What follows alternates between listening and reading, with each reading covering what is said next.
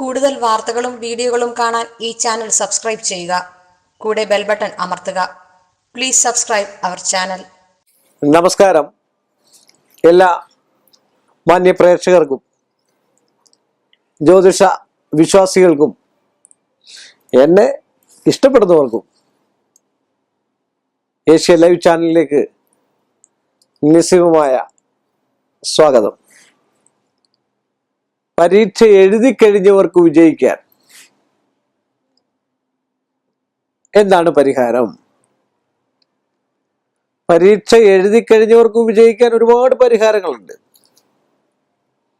ബുധനാഴ്ച വ്രതം എടുക്കുക ഏറ്റവും ഉത്തമമായിട്ടുള്ള സംഭവമാണ്. ബുധനാഴ്ച വ്രതം പരീക്ഷ എഴുതി കഴിഞ്ഞ കുട്ടികൾ ബുധനാഴ്ച വ്രതമെടുത്ത് ലക്ഷ്മി കടാക്ഷത്തോടുകൂടി ദുർഗാദേവിയെ ഭജിച്ചാൽ, അല്ലെങ്കിൽ സരസ്വതി ദേവിയെ ഭജിച്ചാൽ ആ പരീക്ഷയിൽ നന്മയും സമ്പൽ സമൃദ്ധിയും ഉണ്ട്. അതുപോലെ സരസ്വതി ദേവിക്ക് മുല്ലപ്പൂ മാല ചാർത്തുക, മുല്ലപ്പൂ കൊണ്ട് അർച്ചന കഴിപ്പിക്കുക, സാരസ്വത അർച്ചന കഴിപ്പിക്കുക. ഇതൊക്കെ ചെയ്ത് കണ്ടു കഴിഞ്ഞാൽ പരീക്ഷ എഴുതി നിൽക്കുന്നവർക്ക് നന്മയും നല്ല ഫലവും ഉണ്ടാവും. പിന്നെ ഒരു കാര്യം കൂടി ഞാൻ പറയാം. താൻ പാതി ദൈവം പാതി എന്നാ. പരീക്ഷ എഴുതിയിട്ട് പേപ്പറിലൊന്നും ഇല്ല എങ്കിൽ നാളെ പറയല്ലേ. കലീർ സാർ പറഞ്ഞു പരീക്ഷ എഴുതി കഴിഞ്ഞാലും ഇന്ന മന്ത്രം ജപിച്ചാൽ ജയിക്കുമെന്ന്. അത് ജയിക്കില്ല. താൻ പാതി ദൈവം. നമ്മള് പകുതിയെങ്കിലും ചെയ്തിട്ടുണ്ട് എങ്കിൽ ഈശ്വരൻ അതിനൊരു ഫലം തരാൻ, ഭഗവാൻ അതിനൊരു ഫലം തരാൻ,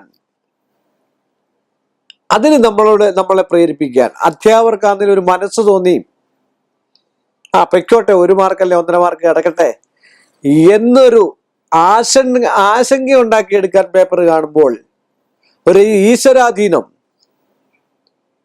ഞാൻ എപ്പോഴും പറയുന്ന യോഗം മാത്രം പോരാ, അനുഭവ യോഗം കൂടെ വേണം. അത് ഗുരുത്വം എന്ന 3 അക്ഷരമുള്ളവർക്കേ ഉണ്ടാവുള്ളൂ. ഞാൻ സരസ്വതിയെ പ്രസാദിപ്പിക്കാൻ പറയുന്നത്. സരസ്വതിയാണ് നാക്കിൽ ഇതൊക്കെ ഉൾക്കൊണ്ട് തരണ്ടേ. എൻ്റെ ആണെങ്കിലും നിങ്ങളുടെ ആണെങ്കിലും സത്യം വെളിപ്പെടുത്തി തരണ്ടേ, അതല്ലേ? അതുകൊണ്ട് സരസ്വതിയെ ഭജിക്കുക, ഭഗവതിയെ, സരസ്വതിയായിരിക്കുന്ന ദുർഗാദേവിയെ ഭജിക്കുക.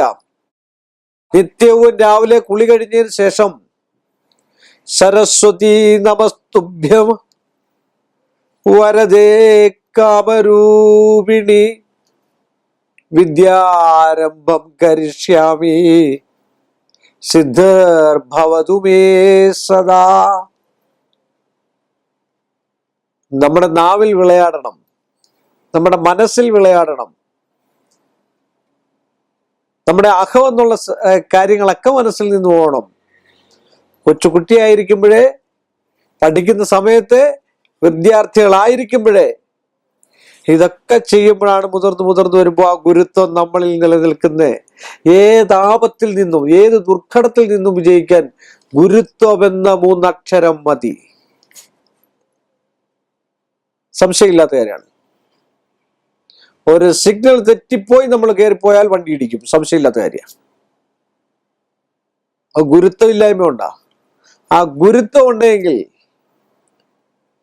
നമ്മളിൽ ഭഗവാൻ കുടികൊള്ളുന്നുണ്ടെങ്കിൽ, എല്ലാ മനുഷ്യരിനും അവനിൽ തന്നെയാണ് ഭഗവാൻ ഉള്ളത്. അതിനെ നമ്മൾ തുടച്ച് മിനുക്കി എടുക്കുമ്പോഴാണ് നമ്മളാകുന്നത്.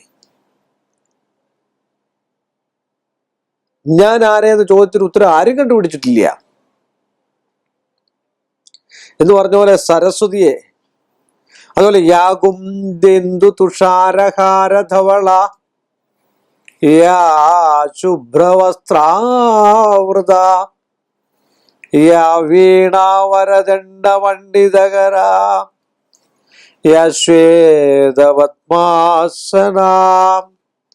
യാ ബ്രഹ്മാർച്ചിത ശങ്കര പ്രവൃതുഭർ ദേവൈ സദാ പൂജിത സാമാംബാതു സരസ്വതി ഭഗവതി നിശേഷയഢ്യാപഹാം.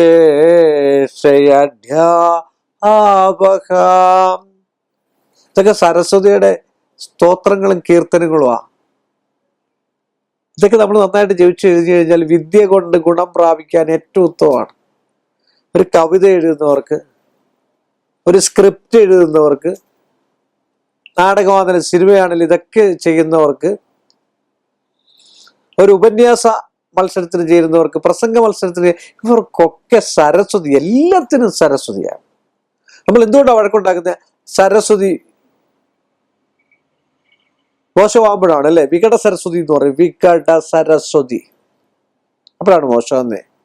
അപ്പൊ ഇതൊക്കെ നിങ്ങൾ ചെയ്ത് കണ്ടു കഴിഞ്ഞാൽ പരീക്ഷ എഴുതിയിരിക്കുന്നവർക്കും നിങ്ങൾ ഉദ്ദേശിക്കുന്നതിനേക്കാൾ ഒരു 10% മാർക്ക് കൂടുതൽ കിട്ടാനുള്ള സാധ്യത താൻ പാതി ദൈവൻ പാതി. അത് ഞാൻ മുമ്പേ പറഞ്ഞു.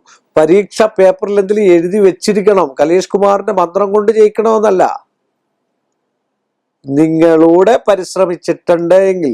അല്ലെ നാളെ ഒരു സമയത്ത് പറയല് പേപ്പറിലൊന്നും ഇല്ല, സരസ്വതി നമസ്തുഭ്യം വരതേ കാമരൂപിണി ഞാൻ ജപിച്ചിട്ടുണ്ട് എന്നിട്ടും ജയിച്ചില്ലല്ലോ എന്നൊരു കാര്യം പറയാതിരിക്കാൻ വേണ്ടി ഇത് പറഞ്ഞുകൊണ്ട് ഈ ഒരു ചെറിയ എപ്പിസോഡ് ഞാനിവിടെ അവസാനിപ്പിക്കുന്നു. വീണ്ടും നമ്മൾ തമ്മിൽ കാണുന്നവരെ എല്ലാ മാന്യ പ്രേക്ഷകർക്കും എൻ്റെ നിസ്സീമമായ നന്ദിയും കടപ്പാടും.